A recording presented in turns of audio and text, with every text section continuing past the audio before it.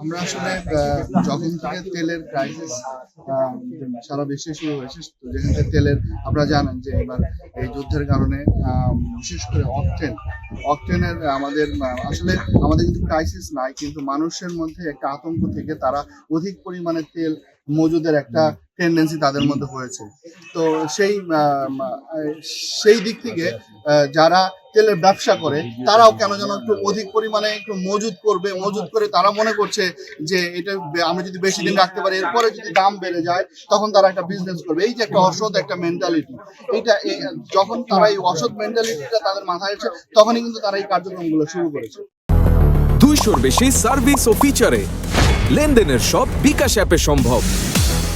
গত শুক্রবার থেকে যদিও আমাদের অভিযান চলছে, কিন্তু তার আগে থেকে আমাদের পরিকল্পনা চলছে, আমাদের কার্যক্রম চলছে। বিশেষ করে গোয়েন্দা সংস্থাগুলো ডিজিএফআই, এনএসআই এবং আমাদের পুলিশের গোয়েন্দা সংস্থা যারা আছে তারা কিন্তু ভিতরে কাজ করে যাচ্ছিল, এবং কাজ করে যখন আমরা কনফার্ম হতে পেরেছি, ডিজিএফআই বিশেষ করে যখন কনফার্ম হতে পেরেছিল গত শুক্রবারে, সেদিন কিন্তু আমরা সেখানে 6000 লিটার তেল আমরা উদ্ধার করেছি।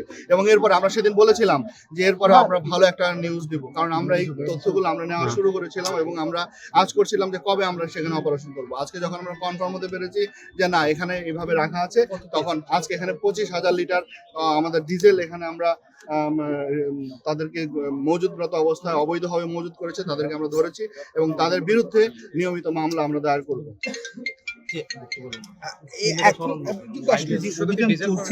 এখানে শুধু ডিজেল পাওয়া গেছে, এখানে এখন আমরা কাউকে পাইনি। আমরা অবশ্যই তাদের যারা এর সাথে জড়িত আছে তাদেরকে আমরা আইনের আওতায় নিয়ে আসি, তাদেরকে আইনের স্যার এগুলো নাকি জাহাজ থেকে আসছে শুনলাম, সব তেলগুলোই জাহাজ থেকেই আসে। জাহাজ থেকে আসার পরে তারপরে আমাদের ট্যাঙ্ক, লরি বা ট্রাকের মাধ্যমে আসে। আচ্ছা, এখানে কি পরিমাণ আছে এই পর্যন্ত আপনাদের কয়টা মামলা হয়েছে? চট্টগ্রামে আমরা এই পর্যন্ত 31,000 লিটার আমরা ডিজেল জব্দ করেছি, আর এ পর্যন্ত 98টি মামলা হয়েছে। বিভিন্ন সময় তারা তেলের অবৈধভাবে মজুদ করার কারণে, তেলের দাম বৃদ্ধি করার কারণে এবং তার স্টক থাকার পরেও না বিক্রি করার কারণে, এই অপরাধগুলোর কারণে কিন্তু তাদের বিরুদ্ধে প্রায় 4,36,000 টাকার মতো তাদের জরিমানা হয়েছে এবং 98টি মামলা হয়েছে। আমাদের এই মামলা কার্যক্রমগুলো চলমান থাকবে। এই মাসেও 9টি জাহাজ এসেছে। আজকে সিঙ্গাপুর থেকে যে জাহাজটি রওনা দিয়েছে 30,000 টন ডিজেল নিয়ে, সেটি আজকে পোর্টে ঢুকবে। 2টি জাহাজের থেকে তেল খালাস হচ্ছে চট্টগ্রাম বন্দরে, আমরা দেখেছি, এবং তেলের তো কোনো সংকট নেই।